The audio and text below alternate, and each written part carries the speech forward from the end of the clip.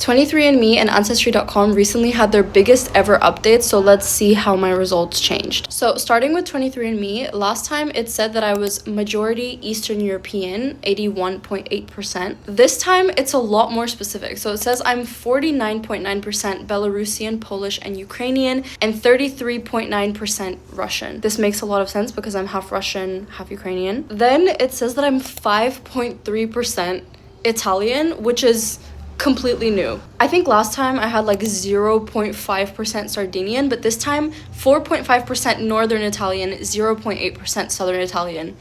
I don't know where this is from. Then last time I had 1.2% Greek and Balkan, but this time that switched to 2.4.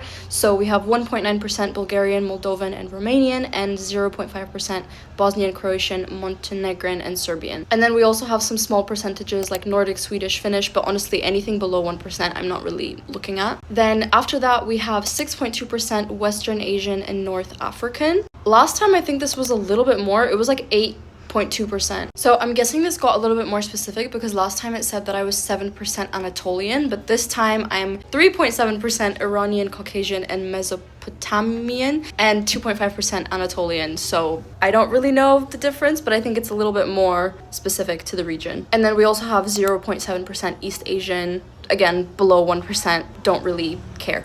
So all in all, this is very similar to what it said last time, apart from the 5% Italian. That one is a shock, but everything else more or less the same. Now let's move on to Ancestry.com because I think this one is very, very different. So last time it said I was 87% Eastern European, specifically Ukrainian, but this time it literally says I'm 8% Ukrainian. 8%. So it says I'm 40% Russian, 22% Slovakian, 16% Northeastern Poland, 8% Western Ukraine, 5% Eastern Czechia, 4% Lithuanian, 2% Southern Poland.